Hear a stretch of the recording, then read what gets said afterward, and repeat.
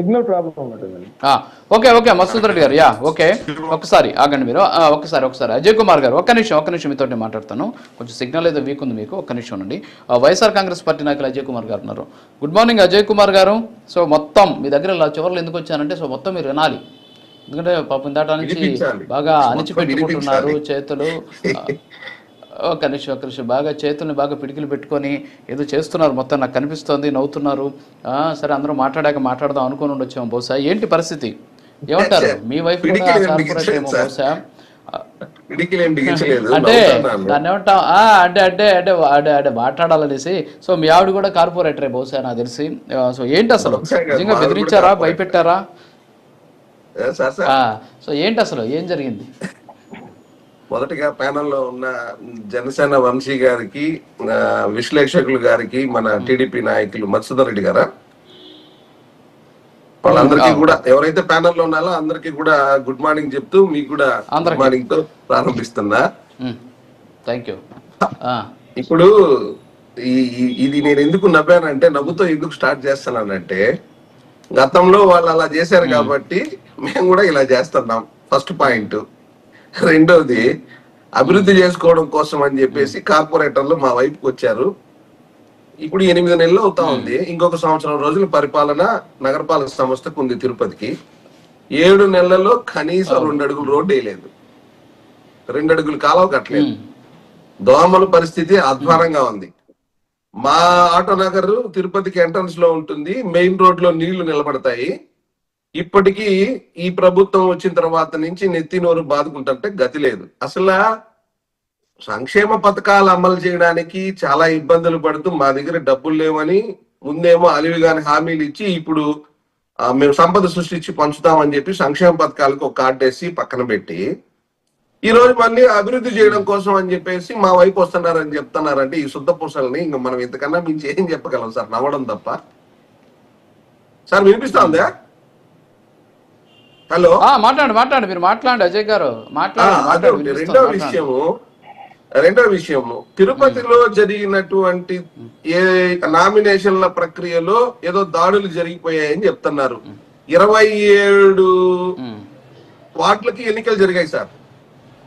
22 unanimous అయితే, ఈ 22 unanimous ఎలా జరిగాయంటే, బహుశా నేను గాని ఆ వాస్తవాలు బయట పెడితే జనసేన పార్టీలోని నాయకులకి, టీడీపీలోని పార్టీలో నాయకులకి ప్రాముఖ్యత తగ్గిపోతుందేమో. వాళ్ళు ఎంతమంది ఫోన్లు చేసి మీరు వచ్చి మా దగ్గర ఏదో చిన్న అలజడి సృష్టించి మాకు డబ్బులు ఇచ్చి లాక్కోండి, లేదు ఇంకోటి చేయండి అని చెప్పి వాళ్ళే ఇచ్చింది అవకాశం. చెప్పాలి కదా సార్, చెప్పండి, బయటకు చెప్పండి. 27 చోట్ల ఎన్నికలు జరిగాయంటే, ఆ 27 చోట్ల వాళ్ళు పార్టీకి నిబద్ధతగా ఉండి వాళ్ళు పోటీ చేయాలని చెప్పి, ఓడినా గెలిచినా ఆ పార్టీతో ఉండాలని నిజాయితీ పరులు పోటీ చేశారు సార్. ఎవరైతే ఈ డబ్బులకి కకృతి పడో లేకపోతే ప్రలోభాలకి లోనయ్యో వాళ్ళు అమ్ముడుపోయారు. అందువల్ల యునానిమస్ అయ్యాయి. మేమేం దౌర్జన్యాలు చేయలా. ఇప్పుడు నా వైపు కూడా నరసింహ యాదవ్ గారు టీడీపీ జిల్లా అధ్యక్షుడు, వాళ్ళ తమ్ముడి భార్య మీద పోటీ మాకు. మేము వాళ్ళ మీదే అత్యధిక మెజార్టీతో గెలిచాం. అలాగా పార్టీ కోసం పాపం అలా నిబద్ధతతో నామినేషన్ వేసి నిలబడిన వాళ్ళు ఉన్నారు. మాకేదన్నా ఇచ్చేయండి స్వామి అని దండం పెట్టుకొని వెళ్ళిపోయిన వాళ్ళు ఉన్నారు. ఆ విధంగా జరిగింది. కానీ సార్, రాజు కన్నా మొండివాడు బలవంతుడు సార్. రాజు కన్నా మొండివాడు బలవంతుడు. ఎవరు మొండితనంగా ఉంటే ఏమీ చేయలేరు. ఇప్పుడు 21 మంది కార్పొరేటర్లను ఏం చేయలేకపోయారు కదా సార్. 21 మంది నిలబడ్డారుగా మా పార్టీ తరఫున.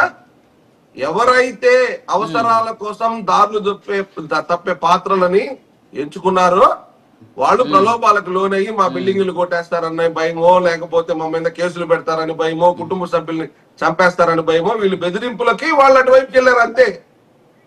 లేదు వాళ్ళు ఇచ్చిన డబ్బులకు ప్రలోభపడన్నా వీళ్ళు ఉండాలి. అంతకు మించి ఏముంటుంది సార్? ఈ ఎన్నిక మాత్రం సక్రమము, గతంలో జరిగింది అక్రమం అంటే ఎట్లా సార్? నేను ఈ సందర్భంగా ఇంకొక విషయం కూడా చెప్పదలుచుకున్నాను. అంటే ఇప్పుడు పార్టీలని ప్రభుత్వాలని బ్లేమ్ చేసి కూర్చోవడం కన్నా కూడా దానివల్ల పెద్ద ప్రయోజనం కూడా ఏమి ఉండదు. ఎందుకంటే జరగాల్సిన ప్రక్రియ అంతా జరుగుతూ ఉంది. ఇది ఈ రోజు కాదు, మనం రెగ్యులర్ గా వింటానే ఉన్నాం, చాలా సంవత్సరాల నుంచి వింటున్నాం. ఇప్పుడు అనంతపురం లాంటి చోట్ల అయితే ధర్మవరం మున్సిపాలిటీకో తాడిపత్రి మున్సిపాలిటీకో రవి గారు బెదిరించారని, పరిటాల రవి గారు బెదిరించారని జేసీ ప్రభాకర్ రెడ్డి గారు వర్గము కనీసం మున్సిపల్ చైర్మన్ నిలబెట్టలేదు సార్. సో ఇది ఈ రోజు నుంచి కాదు, నేను స్కూల్ చదివేటప్పటి నుంచి కూడా కొంత రాజకీయ అవగాహనతో వింటుంది. దీనికి చట్టాలు మారాలి, కేంద్ర ప్రభుత్వము దీని మీద ఇనిషియేట్ తీసుకోవాలి.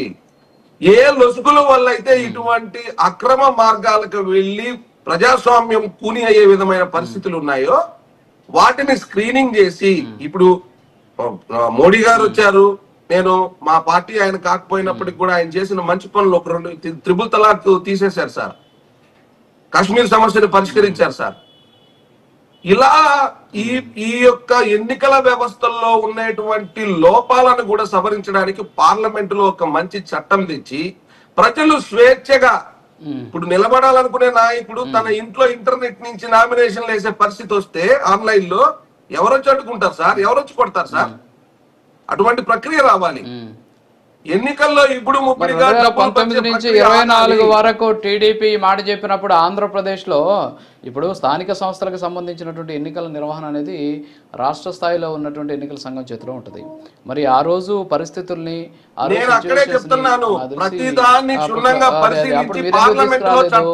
అప్పుడు చాలా దాడులు చేశారు. అంటే మీరు చెప్పింది ఏంటంటే ఒకరిద్దరు కొంతమంది విత్డ్రా చేసుకొని ఉండొచ్చు. తిరుపతి ఎన్నికల్లో ఎలా జరిగాయనేది మీరు చూసారు. ఆ రోజు నేను కూడా తిరుపతిలో ఉండా, నేను చూసాను.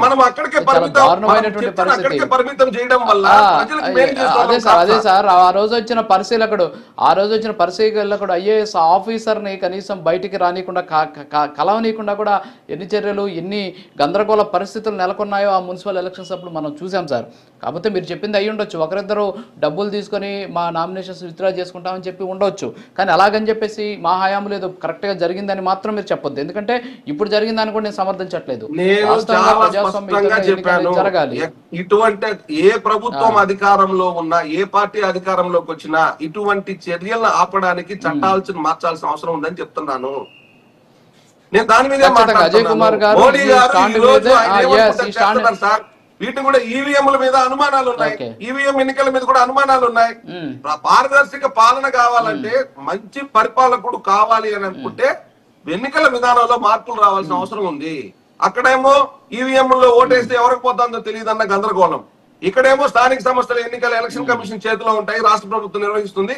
ఏ పార్టీ అధికారంలో ఉంటే ఆ పార్టీ ప్రతిపక్షాన్ని కొట్టో లేకపోతే బెదిరించో లేకపోతే డబ్బులు ఇచ్చో ఏదో రకంగా మేనేజ్ చేసి తమ వైపు తిప్పుకుంటారు. దీనివల్ల ప్రజలకు జరిగే మేలే ఉండదు.